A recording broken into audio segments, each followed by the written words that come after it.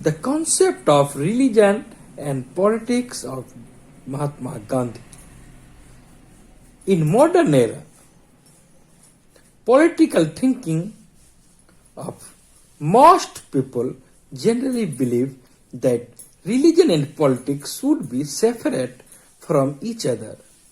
It is also believed that if we mix religion with politics, it turns into communal politics, leading to conflicts between different communities.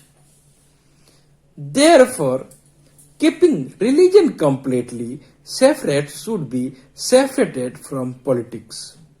But here Gandhi's view was opposite because for him there is no politics without religion. He declared, "My whole life is saturated with religion's sentiment. I cannot live a second without religion. My politics and my other activities are derived from my religion." Gandhiji has not used his religion to get political support. They express dharma in the form of Satyam, Shivam, Sundaram. He never aroused the religious sentiments of his followers in political movements. He wanted religion and politics to stand together. For this, he saw ethics mixed with politics. He has expressed faith in the moral good governance of the global authority. For them, an immoral person should have no place in politics, as he will do anything wrong for his political purposes. Gandhiji also explains why he was in favor of mixing political with religion.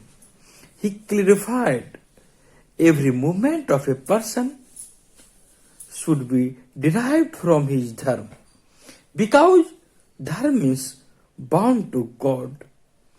God rules over your every breath. If you recognize that truth, then naturally God controls your every move. Since Gandhiji firmly believed that God is truth and truth is God, all his actions are in conformity with truth. Selfless sacrifice. His religion did not even mean a religion that hates and fights. For him, religion is also not a symbol of rituals or superstitions.